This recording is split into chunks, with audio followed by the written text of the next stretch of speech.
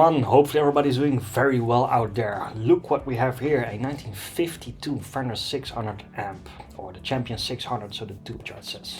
The new Champion 600 reissue amps obviously reissued this one.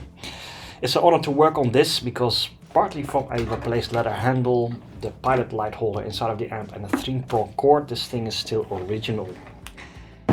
And in working condition still. So that means 72-year-old filter capacitors still trying to hold on and correcting the AC ripple. So yeah, that's not really safe to use for a long term. So we have to go in there and see what's what, and we will probably end up recapping this thing to be able to put some more years on this thing, to use it for gigs and of course for studio recordings, and that's where this thing really shines. This thing carries still the 5C1 circuit, the very early Tweed Champ circuit, which has a metal preamp tube, the 6SJ7.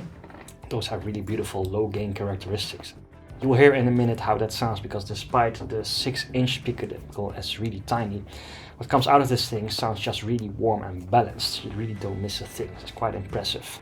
So it definitely sounds less aggressive than the 5F1 Tweed Champ circuit. Those are the most famous ones, of course, the latest Tweed era one. But this amp is probably capable of putting out those tones as well when you push it into oblivion, which I'm really happy to do so later on, but at this point it doesn't feel safe to do so. So first we will do the wrong thing, we will turn it on and we'll listen how it sounds right now. You will hear that it sounds really tired, but on the other hand there's still really beautiful permanent harmonic distortion going on, fatting up some single notes and yeah, creating some beautiful colors. Then we'll take a visual tour around the amp because the exterior is also quite nice in this one. They probably had time to really make it something special back in the day. Then we'll go inside of the amp and try to make a really conservative plan of attack with respect for originality, but also make it safe and reliable to use for long term. We can of course question ourselves if we heard the original value of the amp replacing 70-year-old capacitors, but you can also say that it didn't came from the factory with 70-year-old leaky filter capacitors. So we'll just probably take them out, put them in a zip bag, and then we have ourselves a really beautiful pre-Tweed era little Fender tube amp capable of reaching the age of 100 years old, still working. That will be cool, eh? Now, if that sounds interesting to you, stick around. Okay, here we go then. This is a really cute double pot switch. So you have like one pot is a switch and one pot is a volume knob connected together. So you turn it on like this. And let's just give it a minute. There's a gentle hum going on, and those are of course, I think, our tired filter capacitors, so let's not do this too long. It's a really beautiful gentle sound. The volume is low obviously, but yeah, you don't miss a thing.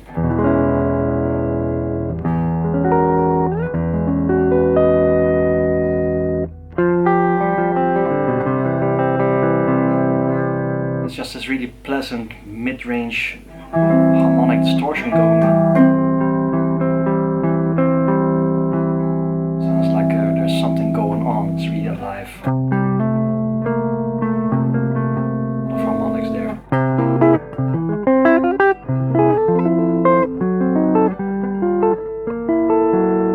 Sounds really old.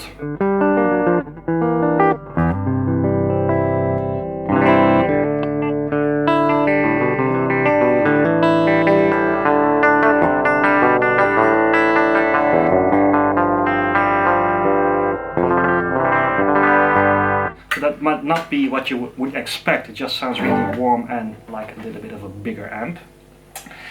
Let's crank it up just a little bit, see what it has to give, but you know, it's not gonna be very pleasant, I think. Ooh, wow. That's our mic signal clipping. Okay, that sounds more like the nasty 5F1 type champ.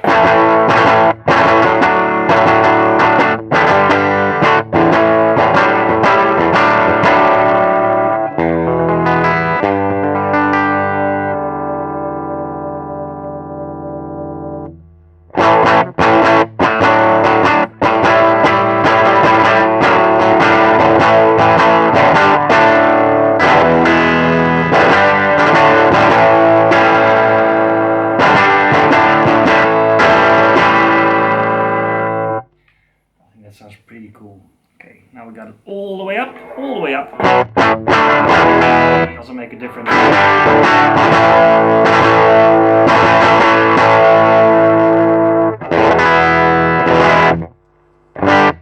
Yeah, that's all it has to give for now. Let's take a tour around this amp and then go inside the amp and go from there. Okay, tiny tour around the exterior of this amp in convenient daylight.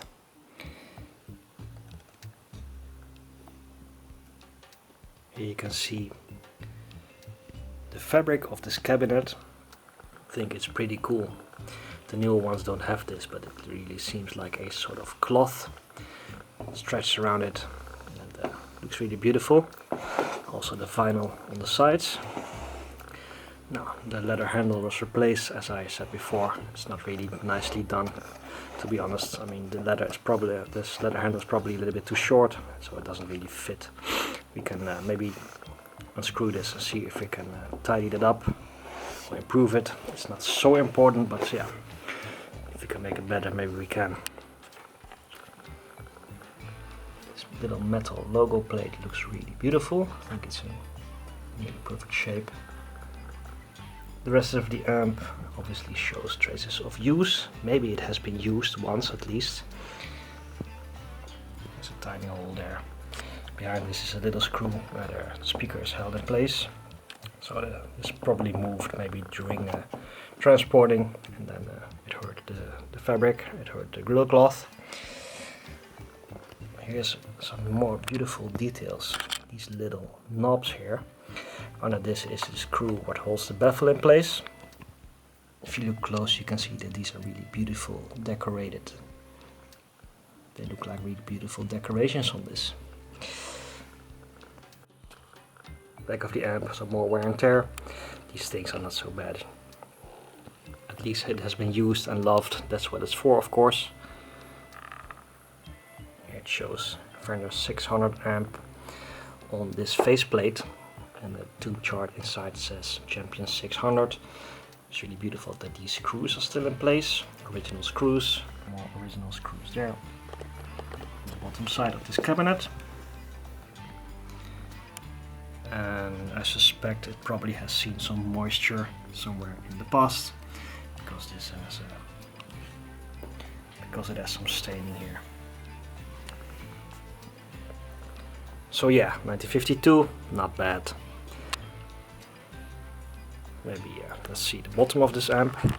Bottom side of the amp, not bad at all. It has been very well protected by the metal feet. All original, in good shape. This one shows a lot of rust, this one doesn't. These things don't matter too much at this point. Okay, let's carefully take it apart and first see what tubes we have and look inside of the amp chassis. And we will begin that journey by unscrewing these. Take off the back plate.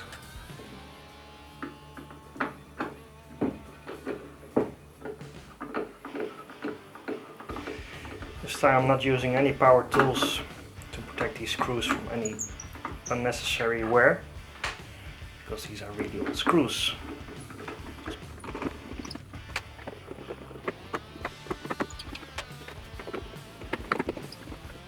First, let me show you how beautiful this little back panel is. Of course, the back side has bleached a bit. It's more white than this was probably the original color. Beautiful pine wood still. And that is of course what you hope to see. Original speaker, original triad, power transformer. It has an RCA 6SJ7. This is a vintage tongue sole from what the date code says 1957, so not the original of the amp, but it's a really old 6v6 tube. Maybe it's tired, we can go ahead and replace it with some beautiful new old stock one. Save this one for the future. And a vintage RCA rectifier 553. So yeah, it looks really nice in here. There's the tube chart stating Champion 600 amplifier, serial 350007. That is 1952, or at least between 51 and 53. And it is in really good shape. Again, really beautiful pine wood they use for this. So yeah, this is definitely maybe 100 years old wood. Really cute little baffle. So yeah, historic materials still in working condition. Let's go ahead now and unscrew the chassis by unscrewing these little fragile slotted screws.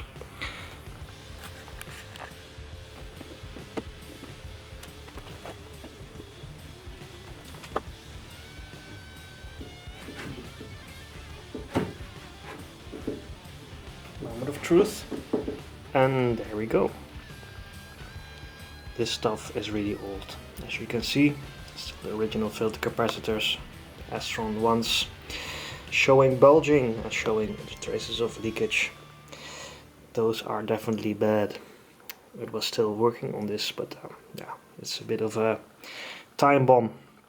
It's just a matter of time before they will definitely go, and then you'll break your original output transformer. Original wax tone capacitors. You will test them later and see how they perform still. If you really want to optimize performance, you best go ahead and replace all of these, but you will try to leave them in for now and just replace what's necessary. Maybe tidy up a little bit of wiring, and then she should be good to go as well. A lot of corrosion. As long as the ground connections are not corroded. But yeah, it's as simple as that. True point to point. No circuit board. Just parts and some wires. And just a few parts. Creating this beautiful little amp. Creating those beautiful tones. Some more color detailing. You see the outside has bleached a bit, so it became much more wider than it used to be from the factory. This could also be that this is just really dirty, but it hasn't been opened that much, so this color is probably still the original one.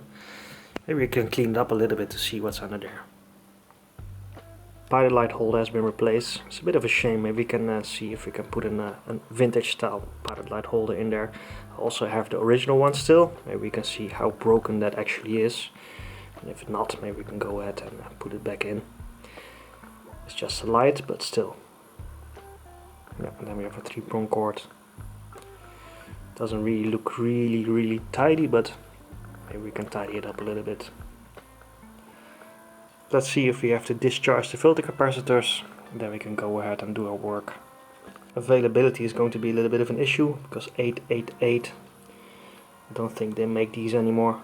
We can go ahead and maybe up the value of the first one, the main power filter capacitor, and slightly up the other ones. If people do this trick, it's probably logic, but yeah.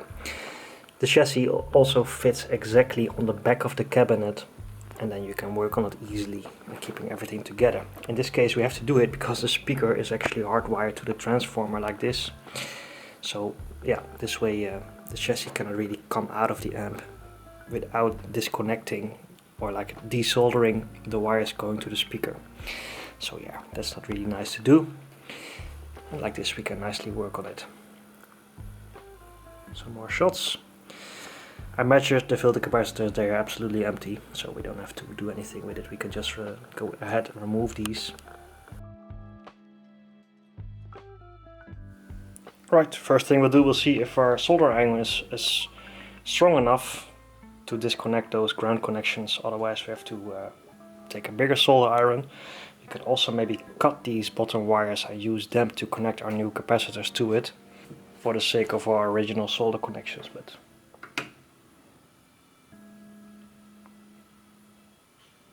well, maybe it can be done. But I'm not sure if it's safe to make good ground connections with this. There we go. And you see the bulb coming out of this. Maybe already burnt as well. It's a little bit weird how these edges are so worn of these. My suspicion is that they might have come out at some point in time and somebody put them back in for the sake of originality. And these are definitely the original ones. Those are not like the covered up new ones. What you can also do is like put new capacitors in it and use the outside covering to make it visually more appealing and to make it look visually original. But that is the original filter capacitor coming out. That's the first power capacitor, so the most critical one. Original value is 8 microfarad. I'm gonna put back in a 22. Now you would say like that's a lot more value. but it's not going to operate exactly at 22 or something. It's just going to provide more filtering. You don't want to go too high and too much filtering, because then it will really make the amp sound boring and sterile. But this is going to probably more end up somewhere in the middle, and it's going to be a safe zone from now, as is a fresh F&T one.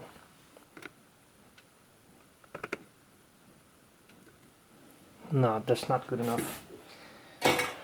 Let me take the bigger one. Here's the fat one.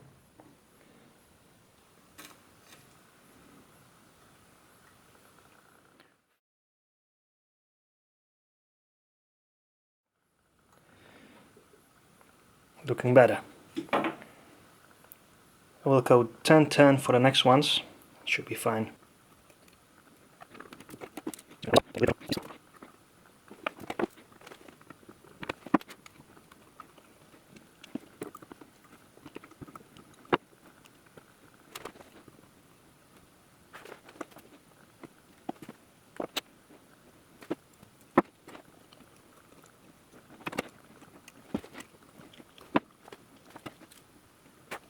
Now, does that look okay?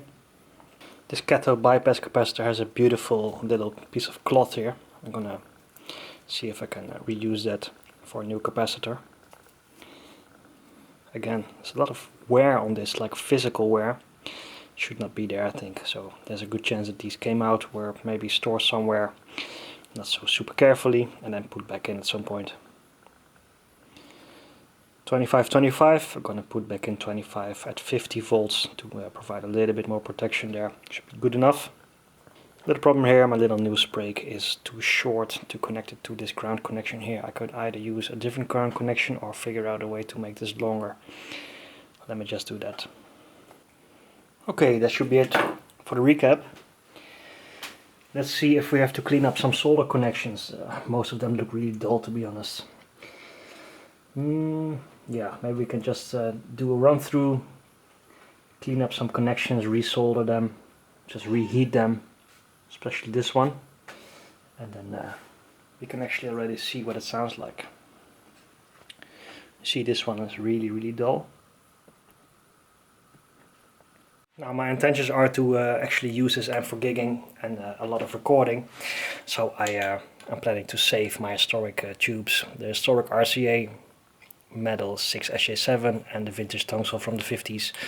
They are probably still performing okay, but they are very old, obviously. I don't want to break them, so I put in some new old stock Russian tubes from the probably 50s or 60s. They come in this really cool little old cardboard boxes. Now they can probably also take a beating for now. Now before we go to do any super complicated how to calculate the bias in a single-ended class A single tube amplifier, here's the thing, usually the voltage coming from the wall is going to be too high and our bias is going to be off. And this is of course a vintage amp, and it needs to run correctly in order to not burn any super fragile old parts.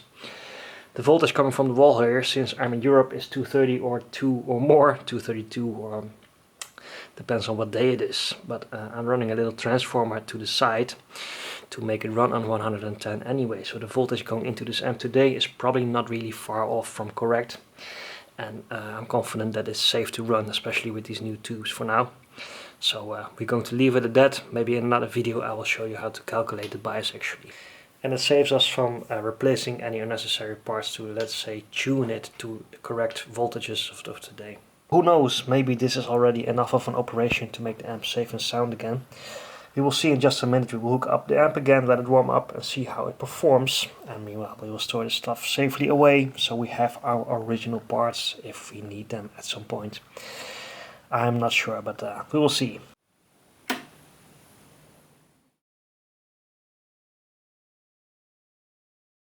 Okay, here we are back at the amplifier. It's exciting.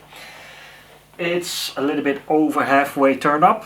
The idle hum is gone. If I dial in my guitar, it comes back, but this is of course a bit of light, I think, and P90 pickups. It's just how things are. But it's that silent. Otherwise, let's hear how she sounds.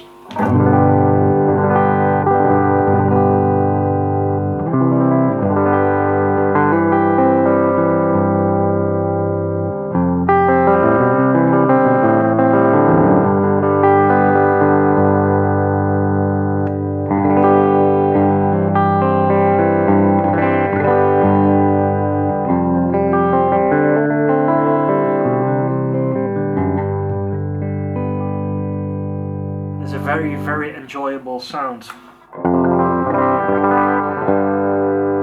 I get the impression that the amp solidified a bit. The low end is a little bit better, the response is a bit better. It sounds much more fresh. I mean, I don't know if you really hear a difference back there, but it's more punchy.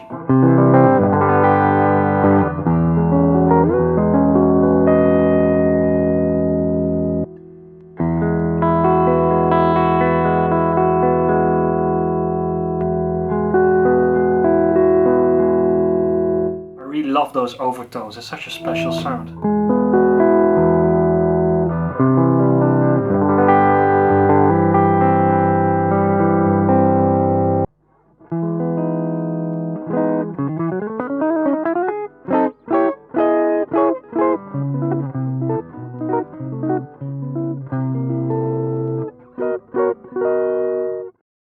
Right, let's dial it up a bit.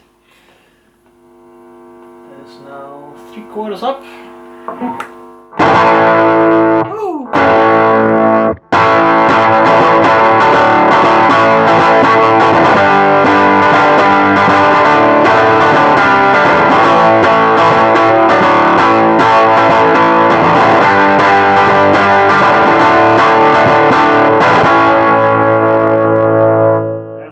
Such a beautiful overdrive.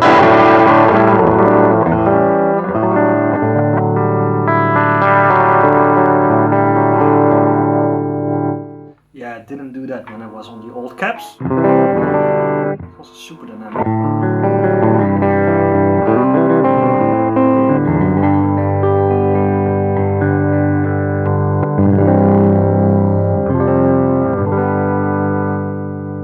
It sounds better when you turn her up a bit.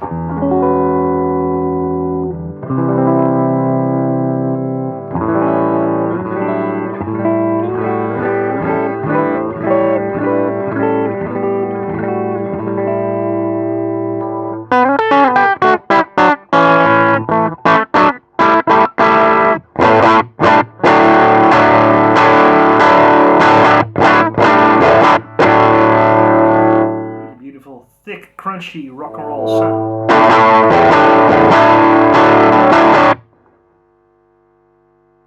Let's turn it all the way up, all the way up.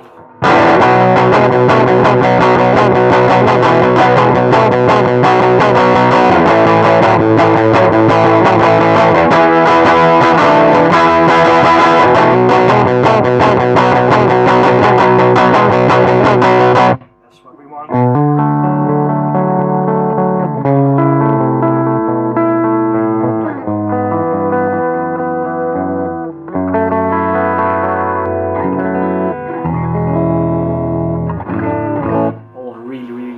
I'm really happy with this. Now, an interesting question is going to be, obviously, will it take pedals? You will now dial it back a little bit, let's say 2/3 up. I think that gives us a good bass setting because it's cleanish, but there's an edge of breakup there. Maybe a little bit softer still, a little bit lower still. Okay, that's the edge of breakup. It gives a good bass for pedals. I've got a Les Lias here. I don't know if you know what the pedal this is, but it's a really beautiful Tweed Deluxe style pedal. There's 3 settings: the Tweed Deluxe 5E3 setting, a twin setting, Tweed twin setting, and Chula, which is both of them, and it sounds really fuzzy if you set it to Chula. I also have a boost function which also boosts the gain, so it's volume boost and gain boost. It's now just on the amp setting, the 5E3.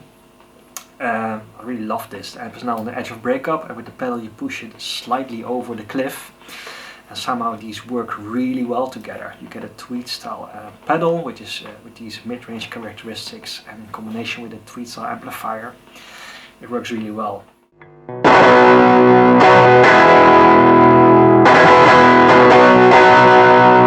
I think that's quite a beautiful rock sound, and it sounds much bigger than it actually is. I mean, look, this is just halfway away from my ear.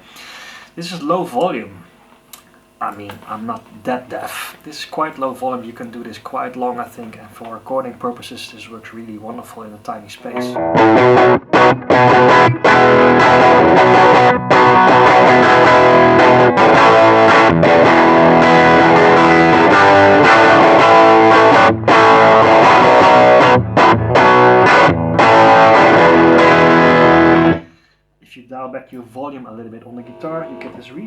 beautiful highs.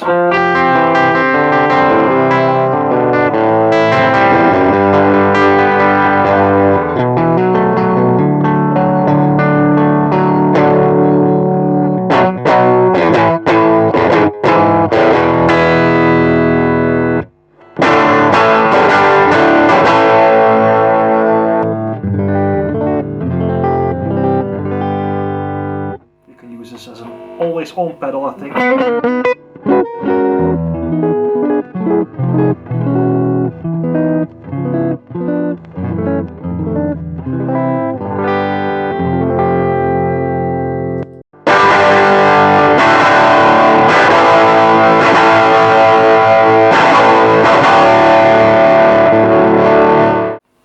So yeah, I think that works really well.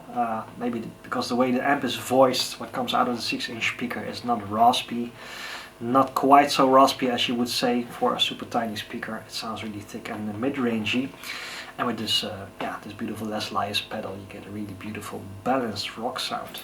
It sounds good to my ears at least. Let's do some reverb stuff. I got a good old Strymon Flint here. Got it engaged, soaking wet setting. And the Les Lyas is also still engaged to give some high end when we dial the guitar back. Let's see how it works. It's also nice to play these amps super dry, of course, and work with the dynamics and the guitar. But if new to, let's see how this sounds.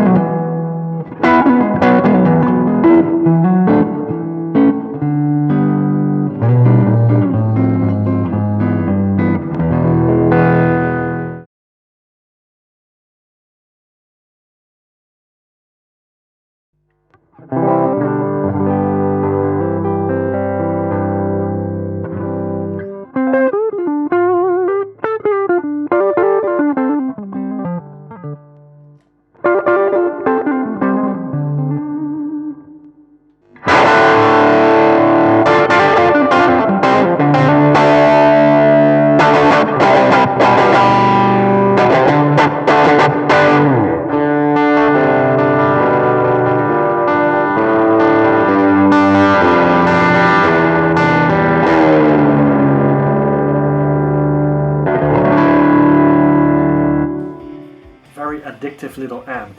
Thanks for watching everyone, and let me know if there's any questions or leave a comment. I will try to make some more videos about this cool amp soon.